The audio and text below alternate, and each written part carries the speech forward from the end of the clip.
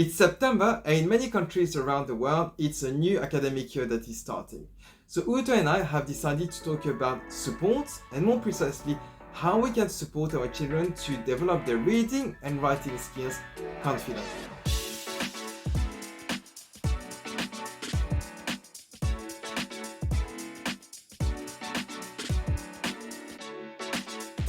During the learning process, there's a time when our children don't know a piece of knowledge or don't know how to do something. Then the learning starts, it's consolidated, at some point they master the piece of knowledge or skill. What is common to see is that during this process, when our children haven't mastered it yet, they are being tested. But to build confidence, our children should be only tested at the end of the process. To help our children during the learning process, one thing we can offer them is a help sheet. And I insist on this name, help sheet, although some people call it cheat sheet because it has a very different connotation. If we use a cheat sheet, it's because we're not able to do something and we need to cheat, so to do something we're not supposed to be doing in order to succeed. On the other hand, if we use a help sheet, it's because it's part of the learning process and that's going to help us, accompany us until we succeed.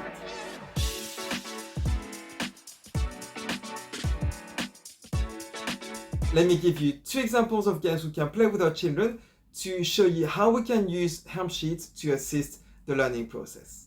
Here, my sons are playing a variation of the bowling game I'm describing in the Parents Guide to Raising Multi-literate Children. It's a variation that you can see as well in fun fairs where you have cans that are like in a pyramid shape, and with balls you need to knock them off to win a prize. Here the twist is that, so I use cups, but inside the cups I put words that are written in Japanese hiragana, and to help them read these words, I gave them an alphabet chart that was the help sheet.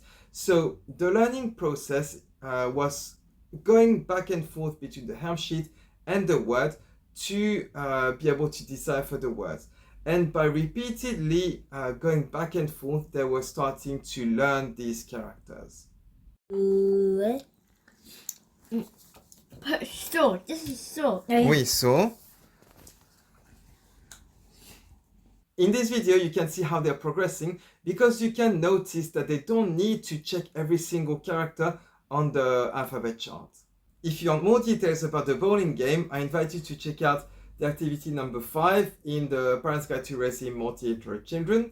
And if you don't have it yet, don't worry, it is part of the free download I have on my website. I'm going to leave the link in the description below. This was an example for reading.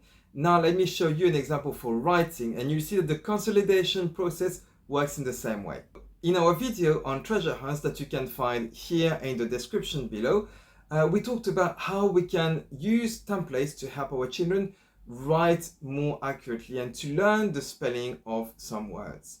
And by copying the words several times, our children will be more and more familiar with them and more confident in writing them without referring to them.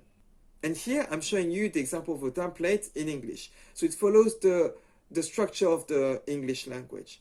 And using this, your child can write sentences such as, "Look behind the yellow cushion on the sofa."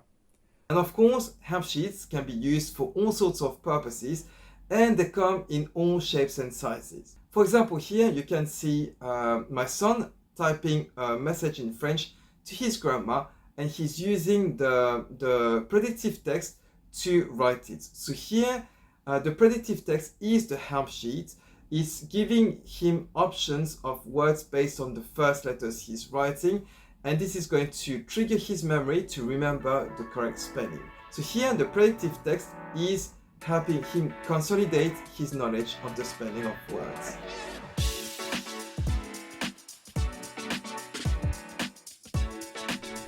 Preteens and teenagers often use the predictive text tool on their devices to make sure they write accurately. Now, this is not a cheating tool. It is a great help for writing.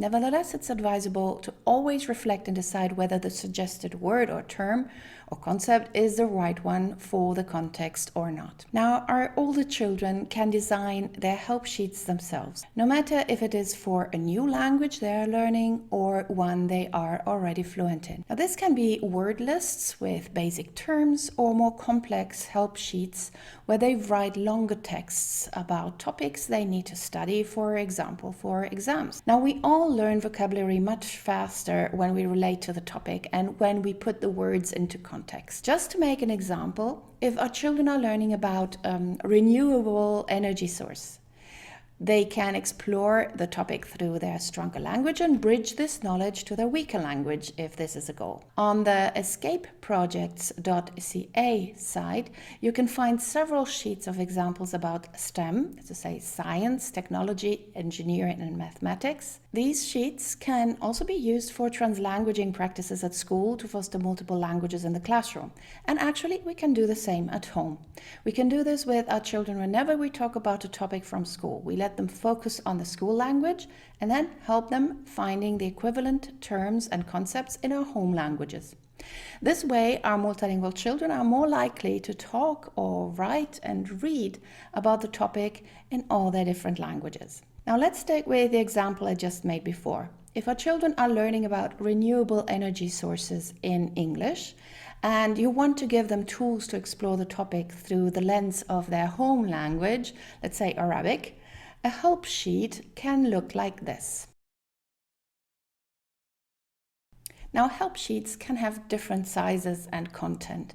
They can be flashcards that our children design for a given topic or full-size sites. They can be on a whiteboard, a tablet, a computer, or handwritten. The notes our children are taking during their lessons at school are also a kind of help sheets. When they rewrite or copy them by hand after a lesson and reorganize them and revise, our children can memorize the topic much better. The fact that our children write these help sheets themselves optimizes the process of memorization of the text and topic, and it is much more effective than if they were using already existing revision sheets or were only hearing or reading about it. If you found these tips helpful, please like, share, and subscribe for more multilingual family activities and games. And we always recommend having a look at our toolbox for multilingual families and the Parents Guide for Raising Multi-literate Children. See you soon for more videos with concrete ideas to help foster all languages in a fun and enjoyable way. And as always, enjoy all your languages.